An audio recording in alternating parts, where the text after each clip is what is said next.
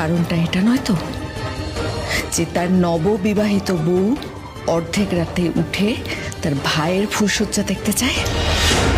তোমার মতো মেয়েরা কোনোদিনও ডাক্তার হতে পারে না। তখন আদিত্যর মা বলে, সুদীপা তুমি ঘরে গিয়ে ড্রেস চেঞ্জ করে নাও। সুদীপা ঘরে এসে ভাবে, এইভাবে নিজেকে সবার সাথে জড়িয়ে ফেললে হবে না, নিজের স্বপ্ন পূরণের চেষ্টা করতে হবে আমাকে। অব্রর মা বলে, এই গ্রামের মেয়েটার কাছে আমি কোনোদিনও হারতে চাই না। আদিত্য এসে বলে, সরি, আমার অনেকটা দেরি হয়ে গেল, আমি বড়মার হয়ে তোমার কাছে ক্ষমা চাইছি সুদীপা। সুদীপা বলে, উনি বলেছেন আমি কোনোদিনও ডক্টর হতে পারবো না। আদিত্য বলে, তোমার জন্য আমি একটা গিফট এনেছি। সুদীপা বলে, কি এটা? আমি আপনার থেকে কিছু নিতে পারবো না। আদিত্য বলে, এটা উপহার, আগে তো খুলে দেখো। সুদীপা হাতে নিয়ে কাগজটা খুলে সবকিছু পড়ে হাসতে থাকে।